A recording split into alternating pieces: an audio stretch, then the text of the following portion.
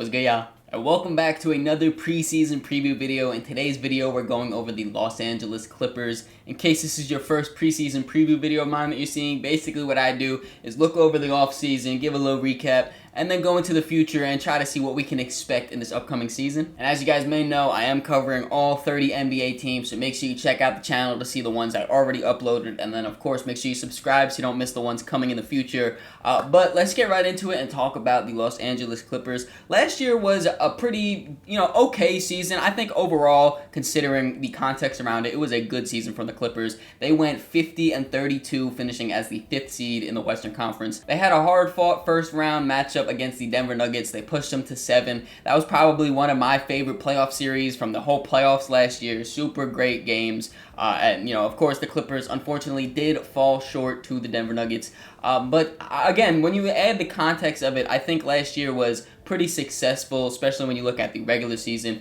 Kawhi Leonard only played 37 games, and, you had a lot of guys step up to kind of help keep them afloat throughout the whole season, like James Harden, like Zubac, who had his breakout year, like Norman Powell, who had a career year. And I think the Clippers saw that it didn't go as planned when it got to playoff time, so they kind of doubled down, tripled down, I don't know what you want to call it, but they geared up. They went into this offseason ready to improve, and I think that they definitely did that. I honestly think the Clippers had one of, if not the absolute best offseason out of any team in the NBA, so we might as well just get right into it and start talking about their offseason. Before we talk about the guys they brought in, I do want to quickly highlight just a few guys that they did lose this offseason. The main loss here is Norman Powell. They traded him in a 3-team trade. He is over in Miami now, and I will talk about, what they brought back and the guys that they brought in to kind of help, replace some of that production that Norman Powell brought last year. But when you look at it at just like an asset management standpoint, I think that this was a fantastic trade. Norman Powell, like I mentioned at the top of the video, he is coming off his career year, by far the best year he's had in the NBA. So they're kind of selling high to that aspect. Also, Norman Powell is on the wrong side of 30 at this point and is expiring at the end of this year. So the Clippers probably thought, you know what, we're not going to give him, a contract. We're not going to extend him or anything. So we might as well just, again, sell high coming off his career year, move off of him. And then, of course, when you look at the guys that they brought in, again, I think it is a terrific trade. And then also the Clippers lost Amir Coffey in free agency. He signed a new contract with the Milwaukee Bucks. He was a solid 3-and-D wing player, a good depth piece for the Clippers for the last few seasons now. Coming off the bench, he would come in and just give you good, solid minutes. But again, when you look at the guys that the Clippers brought in, I don't think they'll be missing them too much. All right, enough with the alluding stuff. Now let's talk about the guys they brought in, starting off with who they got back in that trade for Norman Powell. In the 3-team trade, they got back John Collins from the Utah Jazz. All they had to give up for John Collins was Norman Powell and a 2027 second-round pick.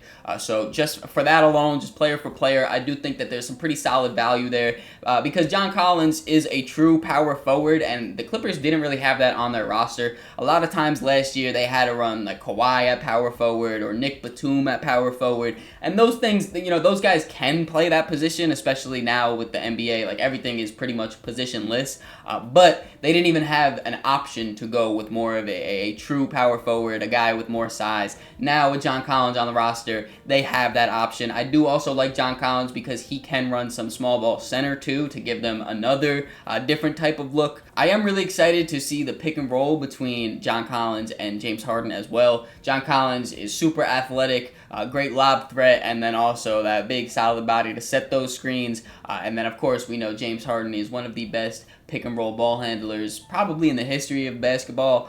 So those two together should be really good. Also, John Collins just all around as an offensive player, he can stretch the floor by shooting the 3 ball. He can create a little bit of his own shot from the post. You don't really look for him to create too much, though. He's more of a play finisher. And then I'm really interested to see what his defense looks like because he definitely has the tools to be a high-level defender. It just depends on if he's going to be locked in enough and what his role is and what the Clippers are looking from for him. I could see this being kind of like when Aaron Gordon got traded to the Denver Nuggets. When Aaron Gordon was in Orlando, he wasn't really looked at as some great defender or anything, but then when he went to Denver, he bought into his role and now is one of the best versatile big wing defenders. Not saying John Collins is going to go out and make some all defensive teams, but I wouldn't be too surprised if he looks way more locked in on defense. The Clippers were also super active in free agency. They went out and signed Bradley Beal to a 2-year, $11 million contract. The second year is a player option, but on those 2 years, Bradley Beal is only making about $5.5 million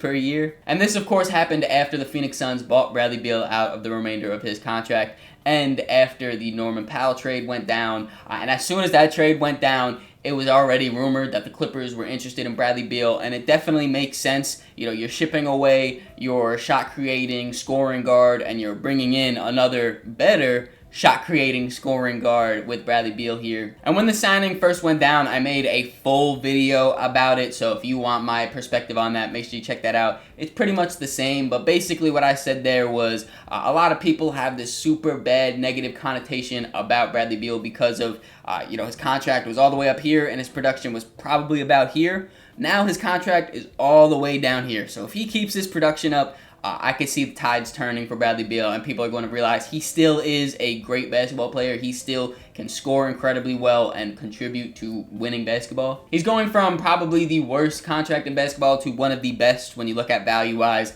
I can't wait for Bradley Beal to kind of remind people. The great free agency signings do not stop there, though. They also went out and signed Brook Lopez to a 2-year, $18 million deal, so he'll be making about $9 million per year. And I really, really like this pickup because last year, there was no real backup to Zubac. It was, a little bit of Mo Bamba, a little bit of Ben Simmons when he was there. There really wasn't a solidified guy to be that backup big. Now, Brook Lopez, he was starting for Milwaukee, one of their best players. He comes here and he's going to be coming off the bench. And like Zubac, he's going to be a big 7-footer in the paint, protecting the rim, being a great defensive presence at that 5-man spot. Also, he brings in an extra kind of layer of offense that Zubac doesn't do. Obviously, Zubac has the soft touch, the post moves, the offensive rebounds. He's more of the play towards the basket type of center. While Brook Lopez on offense, he wants to shoot threes. He wants to space the floor. He wants to make it easy so James Harden can drive right to the basket, so Kawhi can operate in the mid-range without someone being in the dunker spot.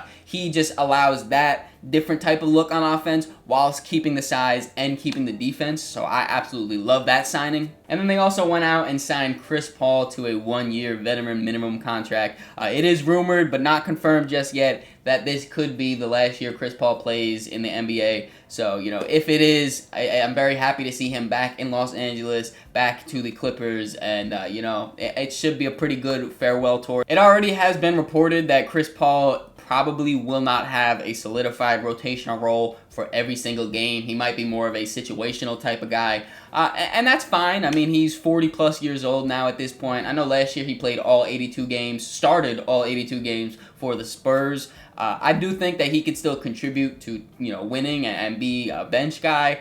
I just don't think the Clippers are really looking for him to do all of that. And before we move on, although it's not technically additions, the Clippers did bring back a few of their own free agents, including Nick Batum, who re-signed on a 2-year, $12 million contract, and then also James Harden, who re-signed on a 2-year, $81.5 million contract. That second year is a player option, though. And now let's take a look at a potential rotation we could be seeing from the Clippers this year. In their starting lineup, we have James Harden, Bradley Beal, Kawhi Leonard, John Collins, and Ivica Zubac. And off the bench, we have Chris Dunn with Chris Paul peeking right behind him, Bogdan Bogdanovic, Derrick Jones Jr., Nico Batum, and Brook Lopez. So the only real drawback that I've been seeing from other people when they're talking about the Clippers is that it's the unction, that everyone is like 30-plus years old. A lot of these players are 35-plus years old. They're not going to stay healthy. This can't really happen. You can't sustain that for 82 games, blah, blah, blah, blah, blah.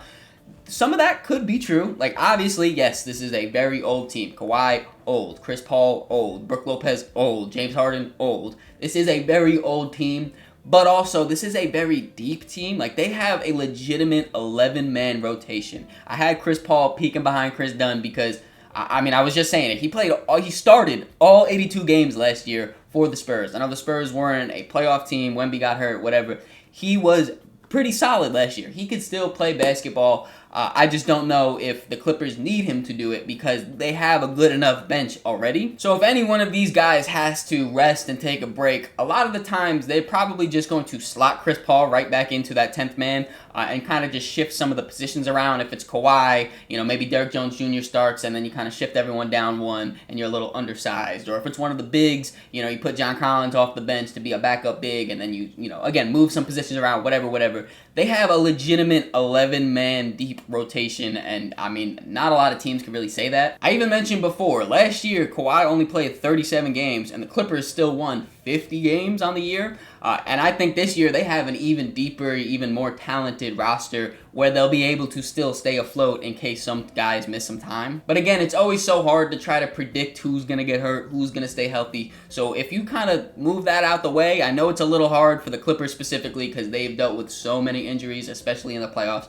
But if you move that to the side, there's not much that I don't like about this roster. They have the elite shot making of Kawhi Leonard, James Harden, and now Bradley Beal. They have the playmaking of James Harden and Chris Paul. They have loads of defenders, including their bigs of Brook Lopez and Zubac. Then Chris Dunn, Derrick Jones Jr., Nico Batum off the bench. They have plenty of size. Again, there's not much I do not like about this roster. And I kind of mentioned it when talking about their new additions, but I really like the lineup versatility that the Clippers have here.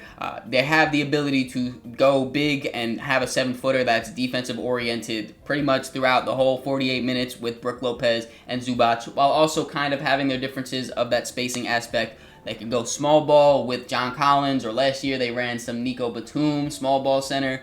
They can go switch everything super big. I've mentioned in a few of these preseason preview videos now that lineup versatility is one of the things I look at most when looking at teams.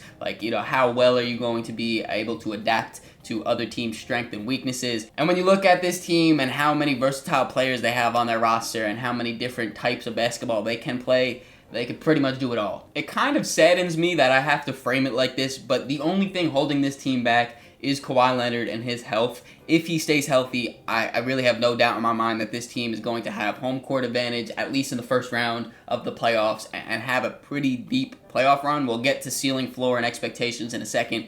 But I really am praying that Kawhi stays healthy and has a healthy playoffs because the sky is legitimately the limit for this team. And now it is time for the ceiling, floor, and my expectations for the Los Angeles Clippers. Starting off with their ceiling, I think they could be high as the 2 seed. This Western Conference is really stacked, especially when you look at the top tier of teams. Of course, you have the defending champion OKC Thunder. You have the Denver Nuggets, who looked really good last year and now has probably the most talented roster they've had around Jokic since he started winning MVP.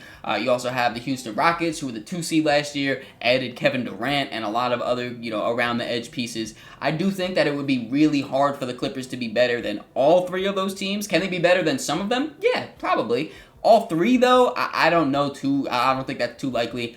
So I do want to put the cap at the 2 seed for them. And then when you look at the playoffs, like I said, as long as everyone stays healthy, I think that this team could definitely make the Western Conference Finals, maybe even beat that team, make the finals.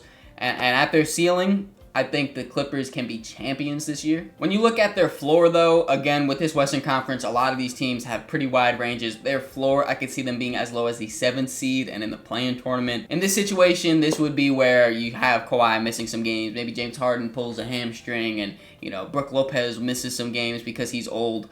This would be more down that type of a dark path, if you want to call it there. When you look at the playoffs, I mean, if they're the 7th seed, I definitely have faith in this team winning at least one of those games to make the playoffs. But when you have to go up against, the 2nd or 1st seed, that's an uphill battle. So I do think at their floor, they are yet again a first-round exit. And then when you look at what I expect from them, I expect them to be around that 4 seed. I do think that they probably will have home court advantage in the first round. But I do think that they're pretty solidly a tier below that top tier of teams that I mentioned before, like the Thunder, the Rockets, and the Nuggets. And then when you look at the playoffs, it was a little bit difficult for me to really solidify my expectations on this team. I was going back and forth between a Western Conference Finals appearance and a tough second round exit, and I do think I'm going to lean more towards the tough second round exit. I do think that expectation says more about what I think about those other three teams than what I think about this Clippers team. I do think that this team is really, really good and is going to be one of the elite teams throughout the year, but I just don't think that they're at the level of those other three teams to really expect them to make the conference finals. What do you guys think, though? Let me know in the comments below what seed you think the Clippers will end this year off on, and then also how far in the playoffs do you think they could go. Hope you guys enjoyed this video. If you did, make sure to leave it a like, subscribe so you don't miss the next one. In the description, there's links to all my social medias, so make sure you follow me on all those to keep up to date with me. Catch y'all.